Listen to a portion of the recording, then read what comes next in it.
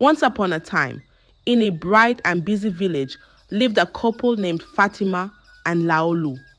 They had a little home, not big and fancy, but full of love. Fatima was very pretty, with a kind smile that lit up the room, and Laolu was strong and handsome. They were very happy because they had four beautiful daughters. Each one was like a sparkly gem, bright and beautiful. But Fatima and Laolu were very poor. Every day, Laolu worked very hard. He went to other people's farms and did a lot of work just to make sure they had enough food to eat. It wasn't always a lot, but they were thankful for whatever they had. Fatima, too, helped a lot. She fetched water, washed clothes for other people, and carried loads in the market, all to add a little more for their family. But even with all their hard work, things were tough. The little girls were growing and they needed things like books and pencils for school. But Fatima and Laolu often found it hard to pay for these. Sometimes the girls would come home early from school because they couldn't pay the fees. It made Fatima and Laolu sad, but they hugged their daughters, played with them, and tried to make each day as happy as they could. Their home was always filled with laughter and the sound of little feet running around. Even though they didn't have much, Fatima and Laolu loved each other and their daughters so much. They believed that somehow things would get better. They just didn't know how yet. So, every night under the twinkling stars, Fatima and Laolu would sit outside their small house, hold hands, and dream of a better tomorrow for their sweet girls. They knew it wasn't easy, but they had hope, and that was something very special to have. One sunny morning, Laolu felt very heavy in his heart. He knew he needed to find a way to make things better for his family. So, he decided to visit his friend in the next village, hoping for some help. He walked a long way under the big blue sky, thinking about his little girls and Fatima. When Laolu reached his friend's house, he was welcomed with a warm smile. Laolu told his friend about the tough times they were having. He asked, "Can you help me with some money?" His friend listened carefully and then said, "Laolu, I won't just give you fish. I'll show you how to catch them so you won't be hungry again." Laolu didn't understand at first, but he nodded, hoping for some good news. His friend took him to see an old man called the herbalist who lived deep in the forest. The herbalist's house was odd, covered in strange marks and surrounded by weird plants. Laolu felt a shiver as he stepped inside. The air was thick with the smell of herbs and something else Laolu couldn't quite name. The herbalist listened to Laolu's story, his eyes twinkling in a strange way. Then he said, "I can help you become very rich, but it comes with a price." Laolu was eager to know more. "What do I need to do?" he asked. The herbalist looked at him seriously and said, "You must use your children in the ritual. They won't die, but they will suffer." Laolu was shocked and horrified. He couldn't believe what he was hearing. "I can't do that," he said. "I want the money to make my children's lives better, not to harm them. I'd rather leave than to do this to my own daughters." But then the herbalist said something scary. "Now that your eyes have seen and your ears have heard, if you walk away, you won't make it home." Scared and desperate, Laolu felt trapped. He thought about their little house, the unpaid school fees, and the empty pots at dinner time. With a heavy heart, Laolu agreed to the herbalist's dark deal, hoping somehow it wouldn't be as bad as it sounded. The herbalist gave him a black powder and instructed him to mix it into his children's food. He left the herbalist's house with a small black pouch and a promise that things would change. But as he walked home, the weight of what he had agreed to felt heavier than anything he had ever carried. After Laolu came back from the herbalist's dark and spooky hut, he was quiet and sad.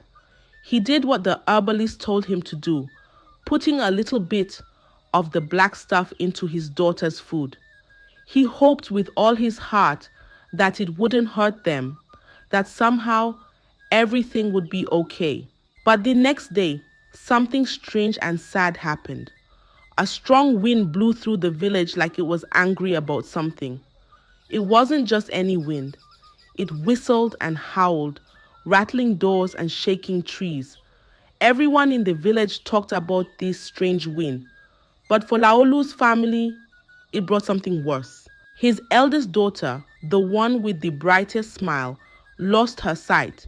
She couldn't see anything anymore. She cried, saying everything was dark. Laolu's heart broke into 1,000 pieces. He wanted to believe it was just the wind, that it was a strange accident. But inside, he knew it was because of the black stuff. The village whispered about the wind and the sudden blindness of Laolu's daughter. Then, on a day that seemed just a little too quiet, a mysterious man came to the village. He wore all black, from his hat to his boots, and he carried a big, heavy sack. He walked straight to Laolu's house, his steps silent and swift. He told Laolu and Fatima that he had heard of their daughter's misfortune and had come to help. "Do not open this sack until I leave," he said with a smile that didn't quite reach his eyes. Laolu and Fatima were puzzled but hopeful. They watched the man walk away, and then they opened the sack. Inside, it was filled with money, shiny and gold. For a moment, they forgot their worries and danced around, laughing and holding each other. They thought this was the end of their troubles, that maybe the herbalist's deal wasn't so bad after all. But as the coins glittered in the sun, Fatima looked at her daughter, still unable to see, and felt a chill. The stranger had left them wealth, but the strong wind had taken something far more precious. Laolu tried to calm her fears, saying it was just a twist of fate. But he alone knew that this was just the beginning. He had made them pay a price for the coins, a price that was too high, and his wife, Fatima, knew nothing about it. With the sack of money, Laolu and Fatima's lives changed completely. They bought big farms and the largest store in the market. Their home was no longer small and shabby. It became a big, beautiful house with many rooms. Laolu and Fatima were now rich, and everyone in the village admired them. Their daughters too enjoyed the new luxurious life. They wore the prettiest clothes and had the most beautiful things. They ate the best food and never went hungry. People in the village started calling them princesses because of their new wealth and fancy lifestyle. But even with all the money and new things, there was still sadness in their home. Laolu's eldest daughter was still blind. Fatima often begged Laolu to use some of the money to take her to a healer. But Laolu always said no. "That's her destiny," Laolu would say with a heavy heart. "We can't change it. We can't." Fatima felt sad for her daughter, but she didn't know what to do. She trusted Laolu and believed that he knew best. The villagers sometimes whispered about the blind girl and wondered why Laolu didn't try to help her, but no one dared to ask him directly. So, while the family enjoyed their new wealth, there was always a shadow of sadness in their hearts. Laolu and Fatima tried to focus on the good things, but deep down, they knew that their happiness had come at a great cost. 2 years passed, and Laolu and Fatima continued to live a life of luxury. Their farms were prosperous, and their store was the biggest in the market. Their daughters enjoyed the finest things, but the shadow of the first sacrifice still lingered. Then, one day, the herbalist sent for Laolu. Laolu knew what this meant.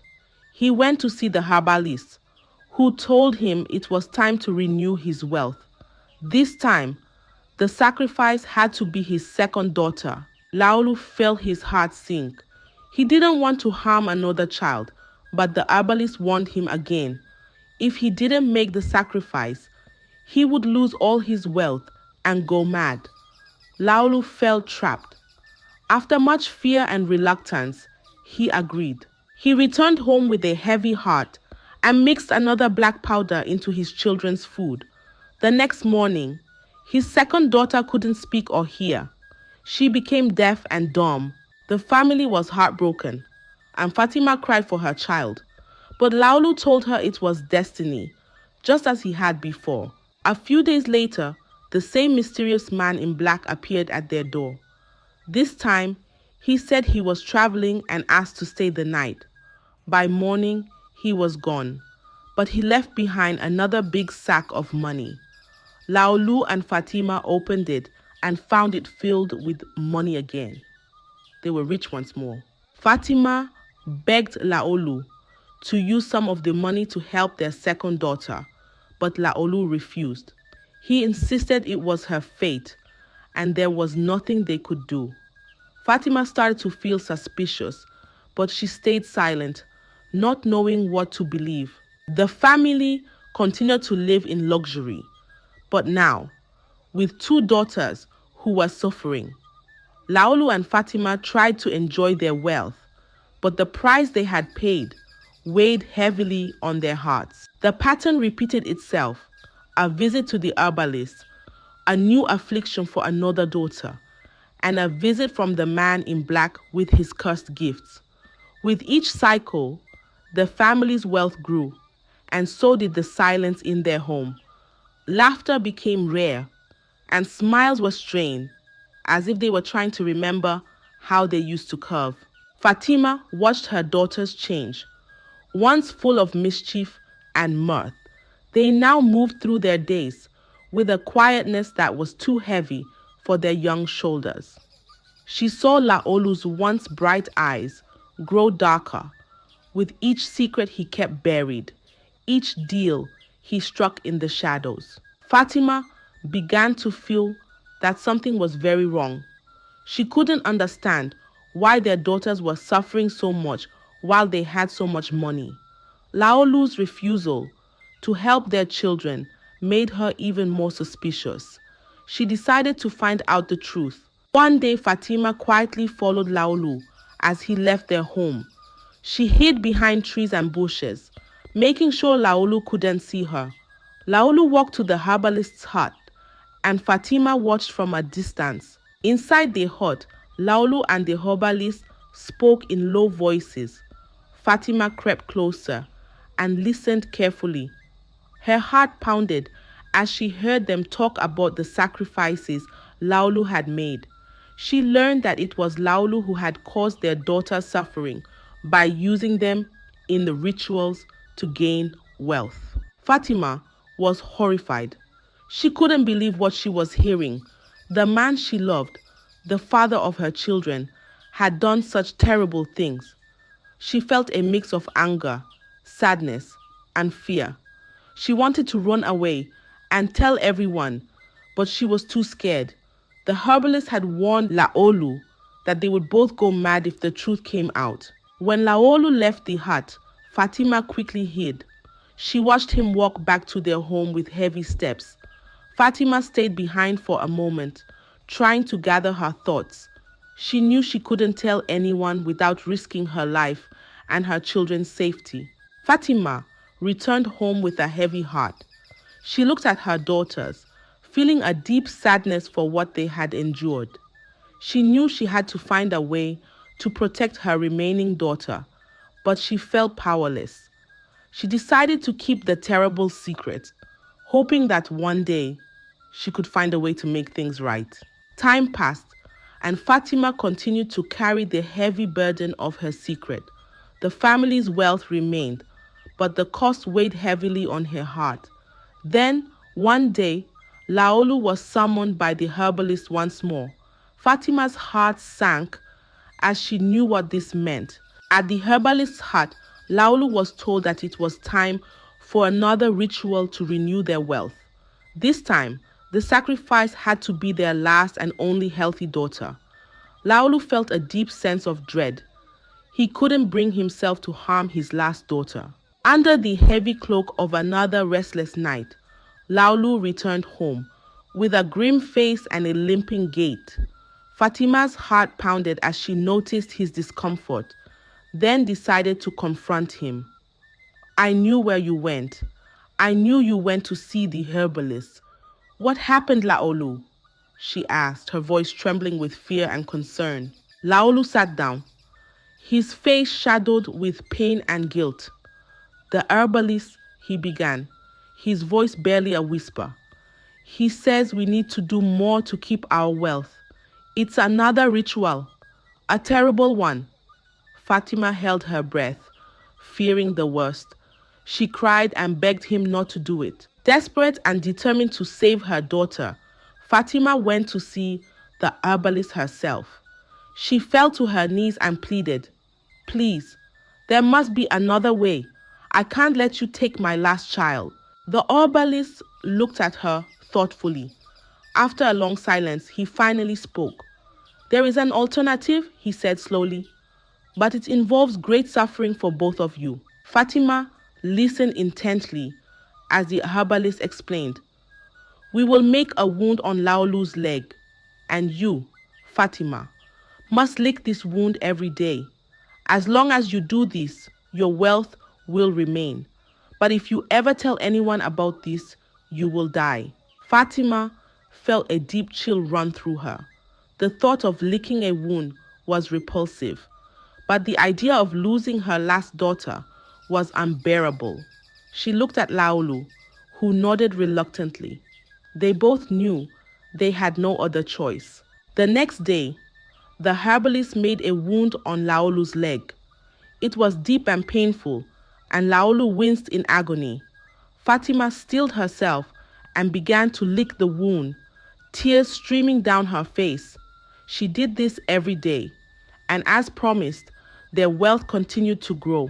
The man in black returned more frequently, bringing sacks of money. The family was richer than ever, but Fatima and Laolu knew that their wealth was built on a terrible secret. Fatima endured the daily ritual, her heart heavy with sorrow and revulsion. She did it for her children, hoping to protect them from further harm. Though they lived in luxury, the shadow of their deeds hung over them. Fatima and Laolu were bound together by their secret, each day a painful reminder of the price they had paid for their wealth. As time went on, Fatima and Laolu's house looked more and more like a treasure chest. Every corner sparkled with new, fancy things. But even with all the shiny riches, a shadow of sadness filled the air. It felt like even though they had everything, they really had nothing at all. Every morning, Fatima had to do something very hard. She had to lick a never-healing wound on Laolu's leg. It was a scary task, and each time she did it, she felt sicker and sadder. Her bright eyes weren't sparkling anymore, and her skin didn't feel warm. Even after many baths, a yucky smell stuck to her, a smell that came from the darkness of the wound. The people in the village started whispering about Fatima. When she walked by, they would say, "Something's wrong with Fatima." The kids, who used to run up to her with big smiles, now stayed far away, making faces because of the bad smell. Fatima was really lonely. Her friends stopped coming by to chat. Laolu felt very sad too. He saw how sick Fatima was getting, and it hurt him because he knew it was all because of the choices he had made. Their house became a sad place. The air felt heavy, and it was hard to breathe. Fatima's task made her feel worse every day, and she missed the happy times. Their daughters were scared and confused. At night, they would whisper to each other, "What's happening to Mama?" They didn't understand why their mother was changing, why she looked so tired and sad. As Fatima got sicker, the village started to keep away from them more and more. They had a lot of money now, but it felt like they were trapped in a golden cage cut off from everyone else. The bad smell and the secrets were too much for the people around them. Fatima knew things were really bad. She and Laolu felt stuck, unable to fix what was going wrong.